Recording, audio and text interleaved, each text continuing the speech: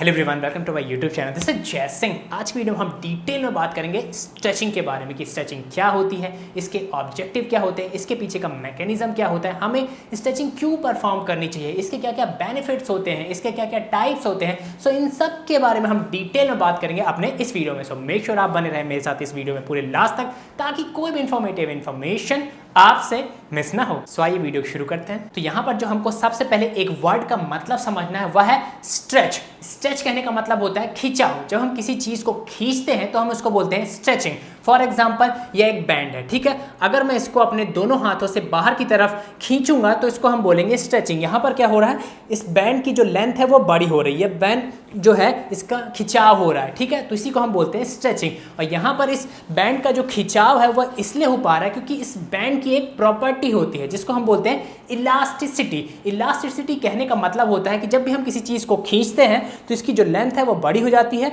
और जब हम खिंचाव छोड़ देते हैं तो इसकी जो लेंथ है ओरिजिनल उतने ही शेप में आ जाती है जितने इसकी लेंथ पहले से थी, ठीक है। तो इसी को हम बोलते हैं इलास्टिसिटी। तो यहाँ पर क्या होता है, जो हमारी मसल्स होती है उसमें भी ठीक इसी तरह की प्रॉपर्टी प्रेजेंट होती है। हमारी जो मसल्स होती हैं वह भी इलास्टिक नेचर की होती है, इनमें भी इलास्टिसिटी प्रेजेंट होती है। कहने का मतलब अगर हम अपनी मसल्स को इस तरह से खींचेंगे तो वह भी लंबी होती हैं, और उनका जब फोर्स हटा देंगे मतलब खींचना रोक देंगे तो वह भी वापस अपने ओरिजिनल लेंथ पे आ जाती हैं। तो इसको ही हम बोलते हैं इलास्टिसिटी। और साथ ही साथ यहाँ पर हम जानते हैं जो हमारी मसल्स होती है इसके अंदर बहुत सारे मसल फाइबर प्रेजेंट होते हैं, ठीक है। और इन मसल फाइबर की जो सबसे स्मॉलेस्ट यूनिट होती है जिसको हम बोलते हैं मायोफिलामेंट, इनके अंदर दो चीजें प्रेजेंट होती हैं, जिसमें से पहली है एक्टिन और दूसरी होती है मायोसिन। यहाँ पर जो यह एक्टिन होता है ये एक तरह का थिन फिलामेंट होता है, और वहीं जो मायोसिन होता है ये एक थिक फिलामेंट होता है। यह हमारे बॉडी में इस तरह का एक नेटवर्क, इस तरह का एक जाल बनाकर रखते हैं, ठीक है। फॉर एग्जांपल मान लीजिए ये है एक्टिन, ये वाली उंगली है एक्टिन, ठीक है, और ये वाली जो उंगली है यह है मायोसिन। वो कुछ इस तरह से प्रेजेंट रहते हैं, ये आपस में ओवरलैप करते हैं। फॉर एग्जाम्पल, जब हम मसल कॉन्ट्रैक्शन परफॉर्म करते हैं, कहने का मतलब जब हम मसल को शॉर्टन करेंगे, फ्लेक्स करेंगे इस तरह से, तो यहाँ पर क्या होता है, जो ये एक्टिन है और ये जो मायोसिन है ये आपस में इस तरह से ओवरलैप करते हैं, ठीक है। और जब हम मसल को रिलैक्स करते हैं, इलोंगेट करते हैं, लेंथन करते हैं इस तरह से, फॉर एग्जांपल यहाँ मैंने फ्लेक्स किया, कॉन्ट्रैक्ट किया, और जब मैं इसको रिलैक्स किया, इलोंगेट किया, तो इस तरह से हुआ। तो यहाँ पर जब मैं इस तरह से इसको इलोंगेट करता हूँ, एक्सटेंड करता हूँ, तो क्या होता है, तो ये जो एक्टिन और मायोसिन है ये दूर चले जाते हैं इस तरह से, ठीक है। तो यहाँ पर जब भी हम कॉन्ट्रैक्शन करेंगे तो ये ओवरलैप होंगे, अंदर आएंगे एक दूसरे के, और वहीं पर जब हम एक्सटेंशन परफॉर्म करेंगे तो यह बाहर जाएंगे, ठीक है। तो यहाँ पर क्या होता है, जब भी हम स्ट्रेचिंग परफॉर्म करते हैं हमारी मसल का, तो क्या होता है, ये जो एक्टिन और मायोसिन है ये इस तरह से बाहर की तरफ जाते हैं, ठीक है। तो यहाँ पर क्या होता है, जब जब हम वर्कआउट परफॉर्म करते हैं, कोई फिजिकल एक्टिविटीज परफॉर्म करते हैं जहां पर हमारी मसल्स का कॉन्ट्रैक्शन इन्वॉल्व होता है, कहने का मतलब अगर हम वेट उठा रहे हैं तो यहाँ पर हमारी मसल कॉन्ट्रैक्ट हो रही है, और जब हम वेट को नीचे ला रहे हैं तो एक्सटेंड हो रही है। तो ऐसी सारी फिजिकल एक्टिविटीज जब हम परफॉर्म करते हैं जहाँ पर कॉन्ट्रैक्शन और एक्सटेंशन इन्वॉल्व होता है हमारी मसल का, तो वहाँ पर हमारे जो ये एक्टिन और मायोसिन मसल फाइबर हैं वो बार बार इस तरह से ओवरलैप होते रहते हैं, या अंदर आते हैं बाहर जाते हैं, अंदर आते हैं बाहर जाते हैं। अब होता क्या है यहाँ पर, अगर आप जब फिजिकल एक्टिविटी परफॉर्म कर रहे थे, जो आप हैवी लिफ्टिंग कर रहे थे, जो आप कोई एक्सरसाइजेस परफॉर्म कर रहे थे, अगर आपके कुछ मसल फाइबर यहाँ पर वापस नहीं जा पाए इस तरह से, ठीक है, तो क्या होता है, आपको दर्द महसूस होता है, आपको पेन महसूस होता है, आपको वहाँ पर ऐसा लगेगा कुछ अटका हुआ है, उस तरह से महसूस होता है, ठीक है। तो यहाँ पर जब भी हम स्ट्रेचिंग परफॉर्म करते हैं तो क्या होता है, हमारी जो मसल फाइबर अटके हुए थे वो रिलैक्स होते हैं, वो बाहर आ जाते हैं, वो अपनी जगह पर आ जाते हैं, वो स्टेबल हो जाते हैं। तो यहाँ पर जब जब हम स्ट्रेचिंग परफॉर्म करते हैं, कहने का मतलब जब हम कोई ऐसा मूवमेंट परफॉर्म करते हैं जिसके कारण जो हमारी मसल है वो अपनी फुल लेंथ में, पूरे लेंथ में स्ट्रेच हो सकती है, जा सकती है, और वहीं पर आपके जो जॉइंट्स है वो अपने फुल रेंज ऑफ मोशन में मूव हो सकते हैं, तो उसको हम बोलते हैं स्ट्रेचिंग। और जब आप स्ट्रेचिंग परफॉर्म करते हैं तो जो जो मसल फाइबर अटके हुए थे, जो ये एक्टिन मायोसिन अटके हुए थे, वो रिलैक्स हो जाते हैं, वो अपनी जगह में आ जाते हैं, वो एक अपने नॉर्मल स्टेट में आ जाते हैं, जिससे आपको बहुत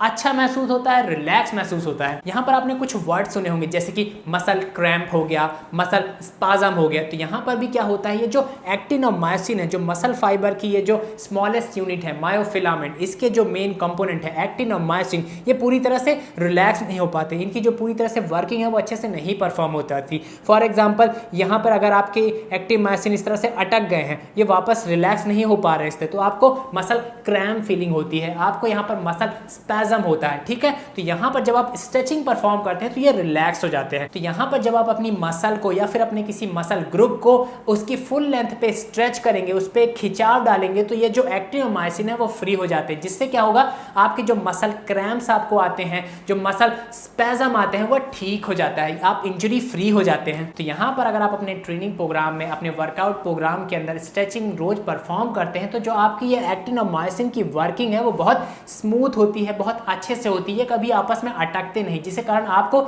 इंजरी होने के चांसेस बहुत कम हो जाते हैं, आपके जो मसल क्रैम्प, मसल स्पैज्म होने के चांसेस होते हैं वो बहुत कम हो जाते हैं, आपकी जो मसल है वो रिलैक्स महसूस करती है, और जब जब आपकी मसल रिलैक्स महसूस करेगी तो आप अच्छा महसूस करेंगे, और जब जब आप अच्छा महसूस करते हैं, आपकी मसल रिलैक्स रहती है, तो आप अच्छा परफॉर्मेंस देते हैं। अगले दिन जब आप वर्कआउट करेंगे, अगले दिन जब आप ट्रेनिंग परफॉर्म करेंगे, तो आप अपना बेस्ट परफॉर्मेंस दे सकते हैं वहां पर। चलिए इस चीज को एक दूसरे एंगल समझते हैं कि किस तरह से स्ट्रेचिंग परफॉर्म करने से आपके इंजरी के रिस्क कम हो जाते हैं, आपको इंजरी को ठीक करने में मदद मिलती है। फॉर एग्जाम्पल आपको यहाँ पर किसी ने मार दिया, ठीक है, तो क्या हुआ, बहुत तेज से मारा, तो आपके जो मसल फाइबर हैं वो दब गए, ये जो एक्टिन और मायोसिन इस तरह से आराम से फ्रीली मूव कर पा रहे थे या आपस में अटक गए, क्योंकि ऊपर से किसी ने तेज से मारा, तो इसकी जो वर्किंग है वो इस तरह से चपक गई, ये टूट गए आपस में या रिलैक्स नहीं हो पा रहे। तो क्या होता है, यहाँ पर जब आप धीरे धीरे स्ट्रेचिंग परफॉर्म करते हैं, तो इनका जो ये अटके हुए हैं ये आपस में खुलना स्टार्ट होते हैं, इनकी जो वर्किंग होती है वो धीरे धीरे करके स्मूथ होती है। तो जब भी आप अपने मसल को उनके फुल लेंथ में स्ट्रेच करने जाते हैं, तो यहाँ पर जो मसल फाइबर अटके हुए हैं, जो ये एक्टिन मायोसिन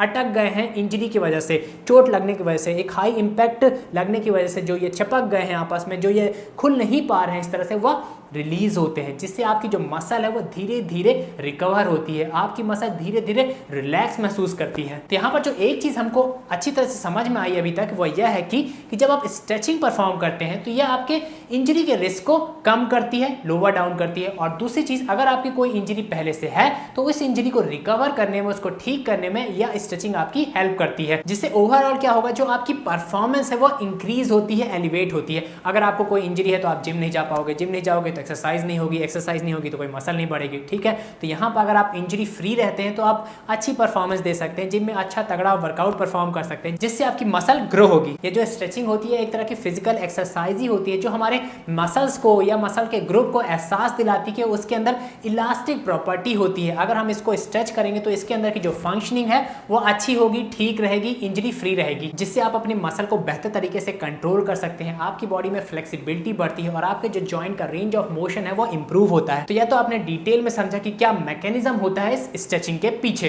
और साथ ही साथ आपने जाना कि हमारी इस स्ट्रेचिंग का क्या ऑब्जेक्टिव होता है, क्या उद्देश्य होता है। तो सिंपली यहाँ पर स्ट्रेचिंग को परफॉर्म करने के दो ही मेन ऑब्जेक्टिव होते हैं, जिसमें से पहला है हमारे इंजरी के रिस्क को कम करना और दूसरा है हमारी परफॉर्मेंस को इंक्रीज करना। और यहाँ पर मैं आपको कुछ इंटरेस्टिंग चीजें बता दूं स्ट्रेचिंग के बारे में कि आप चाहे अनचाहे रूप से डेली रोज सुबह से लेकर शाम तक स्ट्रेचिंग परफॉर्म करते ही रहते हैं।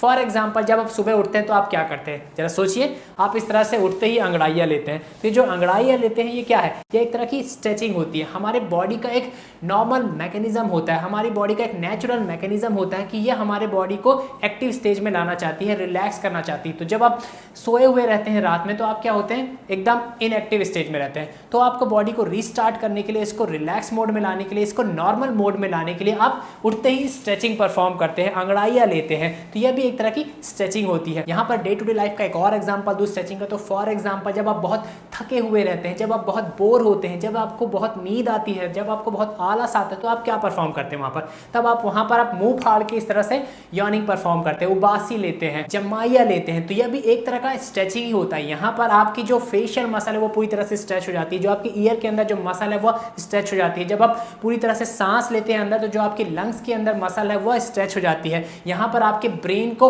ऑक्सीजन मिलती है। जब आप जमाइया लेते हैं तो जो आपका ब्रेन होता है वो ठंडा होता है, वह कूल महसूस करता है। तो ये एक नॉर्मल नेचुरल प्रोसेस होती है हमारे बॉडी की, हमको रिलैक्स मोड में लाने की, एक न्यूट्रल मोड में लाने की, एक आरामदायक पोजीशन पे लाने के लिए। चलिए आप कुछ फायदे, बेनिफिट्स, एडवांटेज के बारे में बात करते हैं जो आपको मिलते हैं अगर आप स्ट्रेचिंग परफॉर्म करते हैं। तो बेनिफिट नंबर फर्स्ट जो मैं पहले भी बता चुका हूं कि यह आपके इंजरी के रिस्क को कम करता है। बेनिफिट नंबर 2, जब आप स्ट्रेचिंग परफॉर्म करते हैं तो यह आपकी बॉडी की स्टिफनेस, अकड़न को कम करता है। अब होता क्या है, जो मसल टेंस हो गई है, अकड़ गई है, स्टिफ हो गई है, उसको एक्सपेंड करता है और रिलैक्स करता है, जिससे आपकी बॉडी की जो स्टिफनेस है वो धीरे धीरे नीचे आती है। Benefit number 3, it unblocks the twisted nerves. कहने का मतलब जब आप कोई एक्सरसाइज परफॉर्म करते हैं, हैवी लिफ्टिंग परफॉर्म करते हैं, फिजिकल एक्टिविटीज परफॉर्म करते हैं, तो उस दौरान अगर आपकी नर्व्स इधर उधर खिसक गई हैं, ट्विस्ट हो गई हैं, मुड़ गई हैं, तो उनको सीधा करने में, उनको अलाइन करने में, आपके जो मसल फाइबर है उनको सही से ओरिएंटेड करने में ये आपकी स्ट्रेचिंग हेल्प कराती है। बेनिफिट नंबर 4,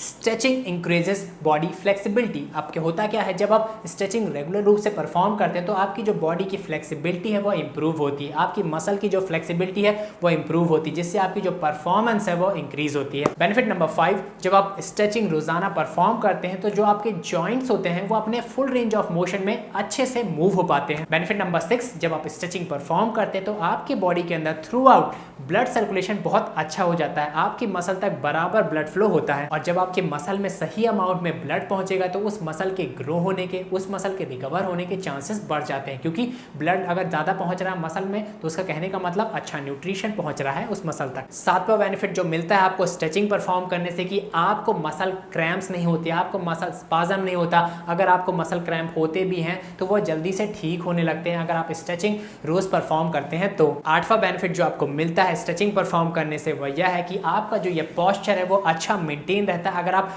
रोज स्ट्रेचिंग परफॉर्म करते हैं तो। अब होता क्या है, जब आप स्ट्रेचिंग परफॉर्म करते हैं तो जो आपकी मसल है वो अपने फुल लेंथ तक स्ट्रेच होती है, फुल लेंथ तक जा सकती है, और जो आपके जॉइंट्स है वो फुल रेंज ऑफ मोशन में मूव हो सकते हैं, जिसके कारण आपका सही पोस्चर मेंटेन रखने में आपकी बॉडी को हेल्प मिलती है। और जो 9वां बेनिफिट आपको मिलता है स्ट्रेचिंग परफॉर्म करने से वह यह है कि स्ट्रेचिंग कैन रिलीव स्ट्रेस। जब आप स्ट्रेचिंग परफॉर्म करते हैं तो आपको बहुत अच्छा महसूस होता है, आपको ऐसा लगता है कि स्ट्रेस रिलीव हो गया, क्योंकि जब आप स्ट्रेचिंग परफॉर्म करते हैं तो जो टेंस मसल है, जो मसल ऐंठ गई है, जो अकड़न हो गई, जो मसल स्पैज़म में आ गई है वो खुलती है, वो रिलैक्स होते हैं, मसल फाइबर रिलैक्स होते हैं, वो एक नॉर्मल स्टेट में आते हैं, जिससे आपको बहुत अच्छा महसूस होता है, स्ट्रेस फ्री महसूस होता है। तो यह तो आपने जाना कि क्या क्या बेनिफिट्स आपको मिलते हैं जब आप स्ट्रेचिंग परफॉर्म करते हैं। तो अब बात करते हैं कि कौन कौन से different types of stretching present होती हैं जो आप जिम के अंदर परफॉर्म करते हैं। तो यहाँ पर बेसिकली आपको 7 तरह की स्ट्रेचिंग देखने को मिलती है, जो कि है dynamic stretching, ballistic stretching, static stretching, active stretching,